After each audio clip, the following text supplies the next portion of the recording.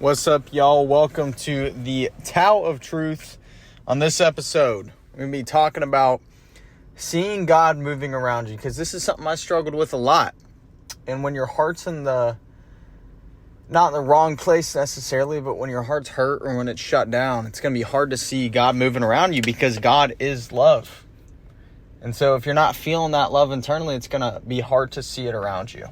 And there's been so many times in my life where he's been screaming at me and making his presence so clear, but I just still could not see him. And that's how amazing God is, because he's always going to be guiding you, even if you don't see him. It's real love. All right, he cares about you, even if in the moment you don't care about him, because he's your dad. But how do we see God moving around us when we can't sense him? So I want to start out with this verse, Philippians 2:13. For it is God who works in you to will and to act in order to fulfill his good purpose. So here's the thing. If you're seeking God, right? If you have some sort of relationship with him, if your mind is on wanting to know him, he is within you and pushing you forward into that deeper relationship you're looking for, as well as the life that you feel called to.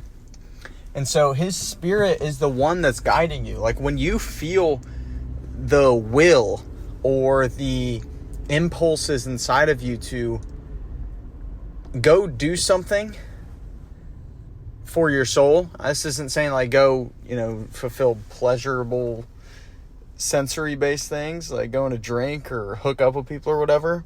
That's not what I'm talking about. I'm talking about like the impulse where it's like, hey, I should reach out to this person, or hey, I should talk to this person. I should forgive this person. I should have this conversation.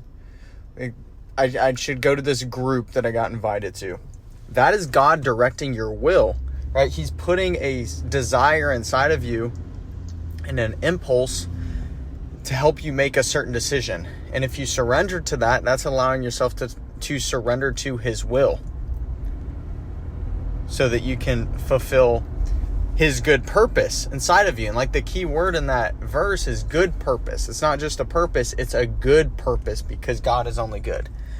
And so it's allowing yourself to, instead of looking at where he's not, look for where he could be, right? And this is going to take some awareness, right? This is going to take some, meditation on reading the Bible, reading what he's promising, but also just changing the way you see things, right? Paul talks about the daily renewing of your mind.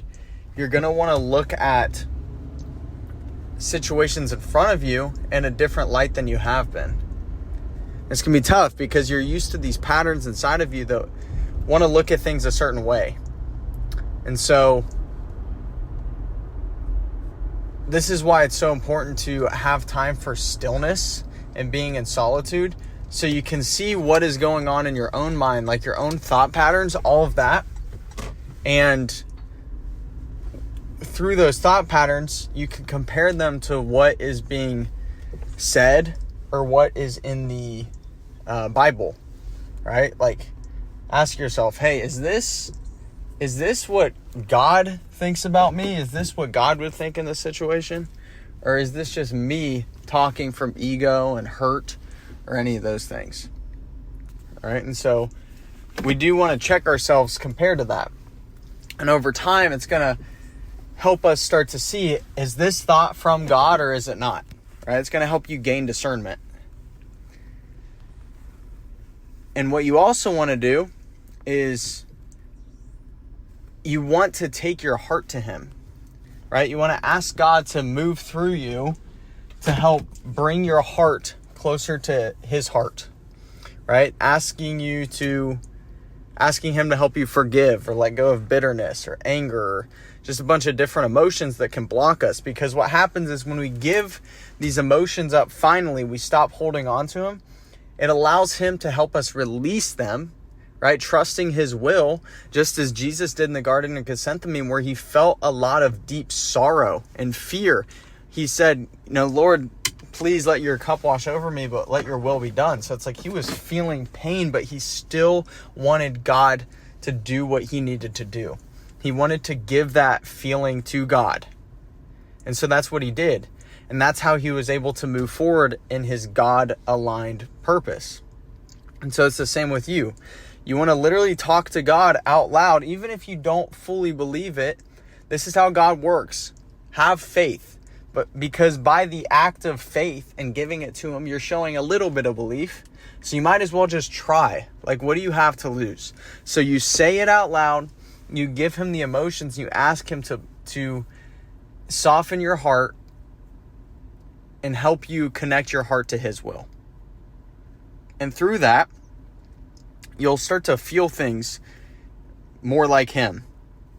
It'll help you clear out those blocked emotions. And through this, you're going to increase your emotional capacity. Right? And so through increasing your emotional capacity, it means removing the blocks. Right? Like if you have a well and it's filled with a bunch of gunk, you need to clear out all that gunk so that you can have pure, healthy water inside of it. We'll call it living water just because that flows perfectly. So if you want that clean, healthy, living water inside of that well, you got to get rid of the mud and all that gunk. You got to ask him to help you clean it out.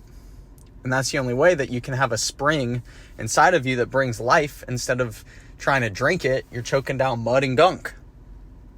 And that's what it feels like. And that's toxic. That's how you're going to get sick. That's how you're going to get like cholera and all types of disgusting water diseases. So, give your emotions to him and align your mind with him. And what happens over time is you'll naturally start to get in his flow if you just focus on these two things. Like, I'm someone, I want to keep things as simple as possible. I'm like, what's the most important fundamental thing I need to do to really get to this point that I'm seeking? And so it's those two things. Align your heart, give yourself to him, to his will for you. Surrender those emotions. Stop holding on to them. And then align your mind with what he's saying, the promises he's made. And so through that, you're going to start to see patterns around you. Like for the past 2 months, God has been speaking so freaking loud to me, like every single day, all around me in circumstances and situations and opportunities. And it's him guiding things. And, we can have a resistance as humans to be like, no, I shouldn't do this, because we have emotional stuff inside of us and preferences that keep us from doing so. But as we surrender those and we choose to just go with where he's taking us, these opportunities in front of us where we know they can be good for us, what happens is you may stumble into an opportunity or something that changes the way you see yourself, changes the way you see God, and it helps you connect to your heart at a deeper level. And you never know how it's going to go, right? Like, you can kind of feel into it as you grow in your sensitivity, but you just never know. You never know, but it's always better than you can imagine, right? And it's what I found too is the things we like when we resist it, there's usually something there. Right? There's usually something there to look at. And so through that, we can connect to ourselves at a deeper level. We feel more whole. We feel more free. And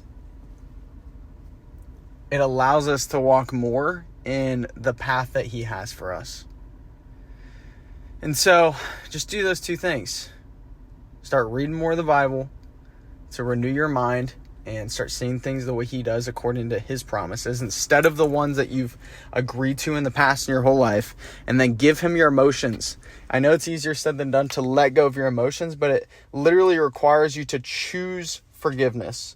Right? This is Jesus on the cross. He's like, Father, forgive them, right? He's choosing to do it. He's choosing to give forgiveness. We have to forgive. Right? It's in the word. And so sit on these things, meditate on these things, and take it one day at a time. You don't have to know the end right now. Just know that if you start moving in that direction, things will get better. And there may be some disruption that happens in the process. That's part of it. But trust that he's always, always, always working for your good. And the way you're going to understand and trust him in that way is by seeing just each day how he's consistently showing up in the small things. So don't look for some like crazy miracle or overnight change. Just look for, hey, how is one little thing changing today? And as you start to do that and you start to look into the details will piece together into a bigger picture overall. So that's all I got on this episode, guys. If it helps you out, please leave a nice little 5-star review to help get exposure to the podcast some more. And then also too, behind the scenes, I've been working on a book, which I just finished the first round of drafting. I'm super excited for it. It's about helping you see yourself the way God sees you, as well as cultivating the gift of discernment and so much more, connecting your heart, building that relationship. So I'm working on that. That's something I got coming. I'm super excited for it. It feels super aligned. I'll be announcing, that more as I get closer to releasing it and just sharing more insights. But that's something with me that's been going on in my life, and I'm excited to share that with you. That's one of my coolest projects I've done. And yeah, God is good. So if this helped you out, leave that review. If you have any questions, message me on IG. Happy to answer them. Any topics you want me to cover, and I'll catch you guys in the next episode. Peace.